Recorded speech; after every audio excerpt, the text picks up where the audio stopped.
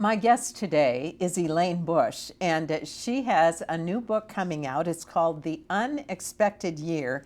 Three generations fight back when cancer strikes. She's a wife, a mom, a grandma, and she loves to write and speak about the unexpected life. That intrigues me a lot. She's a storyteller, and I love the fact that you love to share stories of seeing God at work in unexpected places. And you are someone who wants to equip the next generation to see God at work in their everyday life.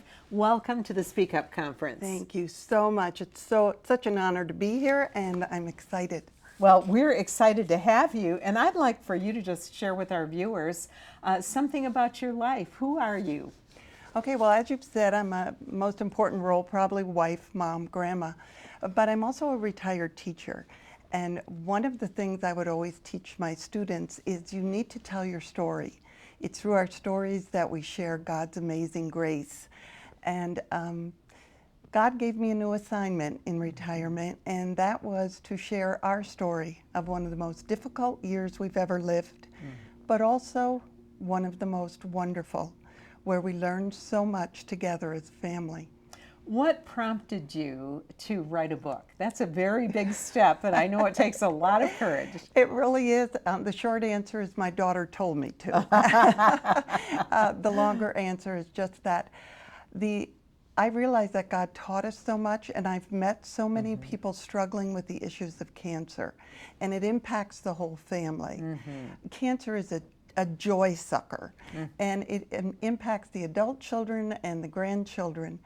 And we joined together as a family, and God shared so much grace with us and taught us so many lessons that as I shared stories with people, they would say to me, would you put it in a book? Could I read a story? Could you tell us more? So that really prompted me to finally start writing. And people always learn more when they learn a lesson through a story. Yes. And I know that this book has over a dozen lessons that your family has learned during this whole process of an unexpected cancer experience. And I'd love to have you share one of those lessons with our viewers. I think the first lesson I had to learn was communication. I'm used to making a phone call, and you simply cannot communicate with 7 adult children and grandchildren with a phone call. And sometimes phone calls were just too difficult emotionally for my husband and I. So I found, as an older generation, the benefits of texting. And I could text all of them at once, the adults. Then they could tell the grandchildren when they were ready. That also gave them an opportunity to text or call back when they were able to. What a great idea. And that's something that today's generation understands. Yes. They get texting, and they love the fact that they all get the news at the same time. Exactly. Now, you have 8 grandchildren who were all under the age of 11 when you got this devastating news. And how did these children react when they heard that their papa had cancer? I think those are actually the most touching and interesting parts of the book. Sometimes we think children don't worry about things if we don't say anything, but I interviewed the grandchildren, and their ages really varied on how they would respond.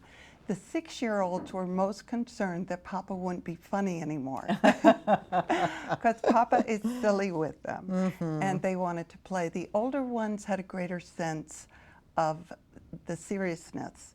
And in fact, my 8-year-old granddaughter had shared that she said, Grandma, I knew that when my friends' grandpas had cancer, I was sad for them and I prayed. But when my papa got cancer, it hurt so much more than I ever thought it would. They also shared insights about how they learned to pray. And the stories of how they helped us are powerful. They taught me a lot. Well, I think one of the big takeaways from this book is that you needed to learn how to allow adult children and others to help you. What one lesson out of that part of your journey would you most like to leave with our audience? I think that you have to change your role as a mom. I'm a mom and a grandma, a protector, a provider, but I had to learn to let my adult children take care of us. And they started that by just showing up. And they wouldn't leave.